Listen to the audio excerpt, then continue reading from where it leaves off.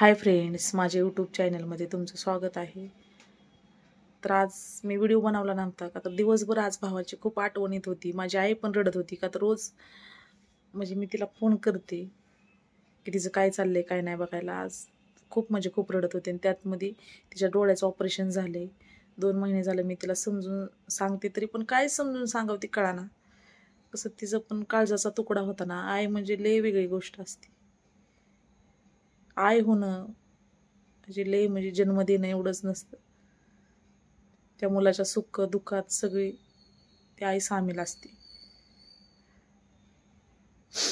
त्याच्यामुळं आणि आज वडील पण रडले. आमचं वडील असे आहेत की सहजासहजी रडणारे नाहीत.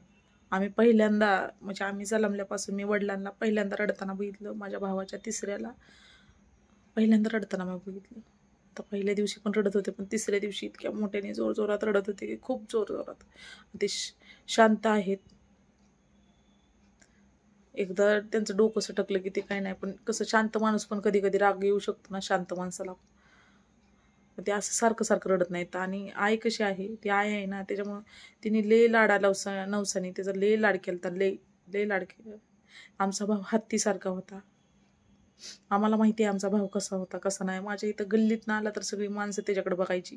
मरेपर्यंत त्याच्या अंगाला कोणी बोट लावू शकलं नाही मरेपर्यंत किंवा असं. आणि मेल्यावर इतक्या माणसांनी त्याला धरलं उचललं तरी पण माणसाला भीती वाटत होती की आता उठतोय का काय करतोय म्हणून. इतका पहिल्यापासून. आणि तो मयाळू पण तेवढाच होता. कुठल्याच भावाने बहिणींवर एवढं प्रेम केलं नसेल जेवढं माझ्या भावाने आमच्यावर केलं ना. आम्ही पण तेवढंच प्रेम केलं. आमच्या लेकरांपेक्षा जास्त आम्ही त्याच्यावर प्रेम केलं. आणि त्याचा स्वभाव कसा होता की मनात काय ठेवत नव्हता. सगळं त्याच्या होटांवर होतं. त्याच्या अंगलोट ह्या गोष्टी आल्या की ते मनात काहीच कुठल्याच गोष्टी ठेवत नव्हता. 4 माणसात जाऊ द्या, घरात असू द्या. आता घरातली कसं समजूनही घेतात. आम्ही सांगायचो बाळा असं नाही, बाळा तसं नाही, कोणतरी एक ना एक दिवस घट. आणि ते तसंच झालं. का तर आम्हाला त्यावेळेस ती आजारी नव्हता, काय नव्हता. एवढीशी जखम त्याच्या पायाला झालती, त्याच्यावरनं एवढा इशू. सर्दी काय कोणाला होत नाही का, त्याला सर्दी झालती. आणि सर्दीवरनं एवढं, सर्दीवरनं माणूस मरतं म्हणजे किती वाईट गोष्ट आहे. खूप वाईट वाटते. सकाळी वडील पण रडले आणि त्यांनी एवढं करून ठेवलंय की आम्ही कधी इमॅजिन पण केलं नव्हतं ना. आम्ही कधी म्हणलं पण नव्हतं की बाळा ही घर बांध किंवा काय कर. आता हे जे आई बापाचं आहे ते त्याचंच होतं ना, दुसरं कोणाचं होतं. तर आतापर्यंत खूप त्याला जीव लावला, खूप स्वतःच्या लेकरापेक्षा पण जास्त. आणि त्यांनी आम्हाला आया पण मानलं होतं. तर आमची आई जागेला बसून आहे 15 वर्ष झालं तरी पण त्याच्या पुढं आम्ही उभा राहिलो. आम्ही 5 बहिणी उभा राहिलो. आणि त्याच्यावरचं संकट असलं ना आम्ही झेलायचो. गड्यासारखं आम्ही त्याच्या पुढे उभं राहिलो. म्हणून त्याला कशाची भीती वाटत नव्हती. मरेपर्यंत ती मरताना सुद्धा म्हणायचा, म्हणजे मरताना कुणाला जाणवलं नाही, आदल्या दिवशी म्हणायचा की माझ्या 5 बहिणी मला मरू नाही देणार, माझ्या 5 बहिणी मला मरू नाही देणार. पण हे असं कसं झालं ना तेच कळलं नाही आम्हाला. काय झालं कसं झालं माहिती नाही. त्याचा कोणी घात केला का काय केलं ते कळलं नाही. का तर मी किती वेळा म्हणत होती इकडं आणा माझ्याकडं बारामतीला, आपण त्याचं पोस्टमॉर्टम करू, बघू काय केलंय काय नाही. ती का तर सर्दी झाली म्हणून कोण असं मरत नसतं. आणि एवढूशा जखमेमुळं, केस तोड्यामुळं असं काही माणसाला किती मोठ्या मोठ्या. आता माझ्या अंगाला तर मी पूर्णपणे भाजली होती तर किती मोठ्या मोठ्या जखमा होत्या. सगळं ही हिदलं होतं हो का, 30% भाजली होती. बरं होण्याचे चान्सेस पण खूप कमी होते. का तर मला 3-4 दिवस मी दवाखान्यात नव्हते गेले. दवाखान्यातनं सारखं भीतीने बाहेर यायची म्हणून. मग इन्फेक्शन झालं, ते किडं पडायच्या गतीला आलं. तर त्याचं एवढंसं केस थोडा झाला म्हणून एवढं सर्दीमुळं एवढं होऊ शकत नाही. तर खूप वाईट वाटतंय त्या गोष्टी. आणि किती टाळाटाळ केली ना त्याचं म्हणजे नाही का विसर पडण्याचा. की तो आता आम्हाला असं आमच्या मनाला वाटतं की आमचा भाव आहे तिथं, आमच्या भावाला काय नाही झालं, मस्त फिरतोय, जिमला जातोय, काम करतोय असं वाटतं आम्हाला. आणि त्यांनी खूप कमी वेळात कष्ट करून यश प्राप्त केलं. ती माणसांना बघवलं नाही त्याचं. म्हणून ही असं ती कधी मनात अशा गोष्टी ठेवत नव्हता. त्याच्यामुळे हे अंगलूट आलं त्याच्या. तर काय काय माणसांचं असं मन खूप म्हणजे साप असतं, ते पटकन बोलून जातात. काय काय माणसं बोलून नाही दाखवत. म्हणजे खूप म्हणजे. आणि दिवसभर सगळा दिवस माझा दुःखात गेला. आणि आता रक्षाबंधन पण अशा वेळेला आली की माझ्या भावाचं मासिक 9 तारखेला आहे. आणि त्याच दिवशी रक्षाबंधन आली की असं म्हणल्यासारखं की मी पण तुमच्या आसपास आहे. त्या दिवशी त्याचा आत्मा खाली असणार आहे. की 9 तारखेला मासिक असलं की त्या माणसाचा आत्मा येऊन ती जेवतो ना. त्याच्यामुळं त्या अंधश्रद्धा म्हणा किंवा काय म्हणा, का तर आम्ही तिथे गेले की आम्हाला वाटतं की आमचा भाऊ कडकडीने बसलाय, आमची गप्पा ऐकतोय, असं आम्हाला वाटतं, नेहमी वाटतं आम्हाला. देवाने आम्हाला न्यायचं होतं, आमच्या भावाला न्यायचं नव्हतं. एक तरी संधी द्यायची होती आमच्या 5 बहिणींना. आनंदाने त्याच्यावरचं मरण आम्ही स्वतःवर घेतलं असतं. ह्या जीवाला ठेवून तरी काय करायचं. तर आमचा भाव म्हणजे आमचा जीव होता, आमचा श्वास होता, आमच्या 5 बहिणींचा. आईचा तर होताच, पण आमच्या 5 बहिणींचा म्हणजे इतकं जीव कुठल्याच भावाने कुठल्याच बहिणीने एकामेकावर लावलेला नाही. किती पण भांडणं होऊ द्या, किती पण तंडणं होऊ द्या, पण आम्ही एकामेकाला बोलायचोच. काय काय बहीण भावंड आयुष्य बोलत नाही ती, पण आमच्या भावाला दम निघत नव्हता बहिणींना बोलल्याशिवाय. आणि आम्हाला पण दम निघत नव्हता. आम्हाला 2 भाऊ आहेत. एक भाऊ या जगात नाही, एक भाऊ आहे. तो समजूतदार आहे. पहिल्यापासून आम्ही त्याच्यावर कधी लक्ष ठेवलं नाही, तर तो समजूतदार आहे. आणि हा आहे ना जरा खटपटी होता, त्याच्यामुळे आमचं सतत लक्ष असायचं ह्याच्यावर सतत. आता तो 30 वर्षाचा झाला तरी सुद्धा आमचं लक्ष 2 लेकराचा बाप होता, पण लहान मुलांसारखं त्याच्यावर असायचं.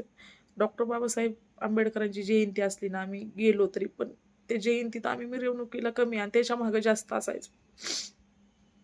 का तर पोरं कुठल्याही भांडणात तडणात त्याला पुढं घालायची. आता तसा नव्हता. खूप खूप मयाळू होता. खूप. आमचा जीव त्याच्यावर खूप आहे. विसरण्याचा प्रयत्न करतोय आम्ही, पण विसरू शकत नाही. आम्ही स्वप्नातही विचार केला नव्हता. असं वाटतं कधी कधी की वाईट स्वप्न आहे. आमचा भाऊ आहे तिथं मस्त जगतोय, खातोय, पितोय, पण कधी कधी त्या आठवणी आठवल्या की म्हणजे खूप वाईट वाटतं. वाईट म्हणजे जगूच वाटत नाही, जीवच ठेवू वाटत नाही. त्याच्यावरचं मरण मला आलं असतं किंवा आमच्या 5 बहिणींना आलं असतं एक सोबत, तरी काय वाटलं नसतं. पण त्याला जिवंत ठेवायचं होतं, देवाने ऑप्शन द्यायचं होतं. तर आम्ही आनंदाने म्हणलं असतं की त्याला ठेवा, आम्हाला घेऊन जावा. स्वप्न तरी काहीतरी संकेत तरी द्यायचं होतं. देवाने आम्हाला काही संकेत नाही दिलं. फक्त तो जायच्या अगोदर तो दवाखान्यात गेलता, फक्त माझ्या आईचं मन लय बेचैन होतं. ती कधीच नव्हतं ते मला समजलं होतं की तिचं मन खूप म्हणजे खूप बेचैन होतं. सांगू पण शकत नाही. ती म्हणायची की दवाखान्यात गेली, ती त्याला दवाखान्यात घेऊन गेली. ती माझ्यापेक्षा मोठी बहीण, तिचं मिस्टर, त्याची बायको.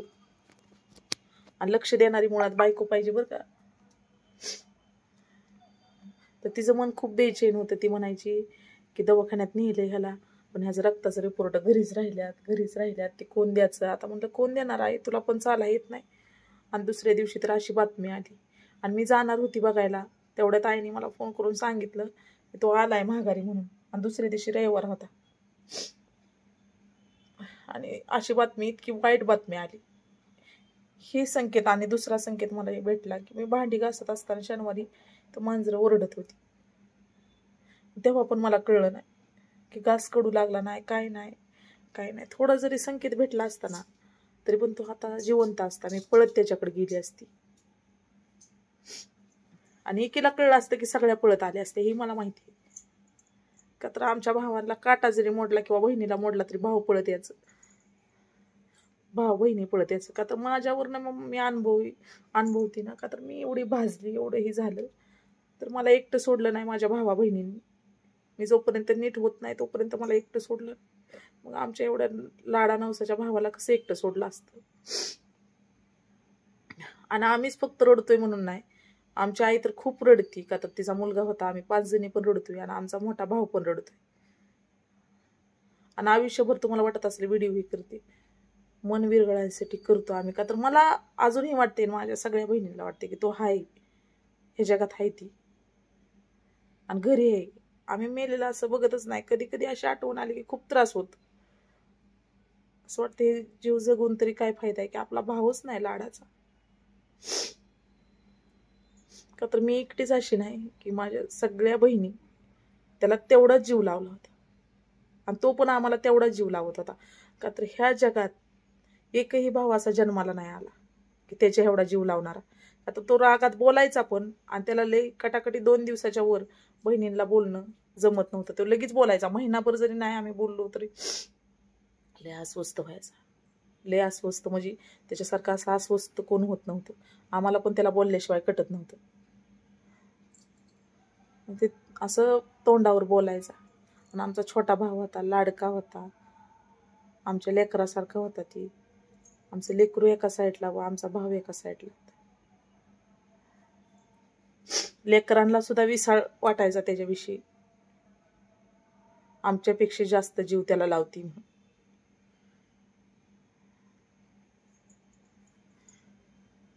व्हिडिओ खूप मोठा होतोय, बंद करते व्हिडिओ.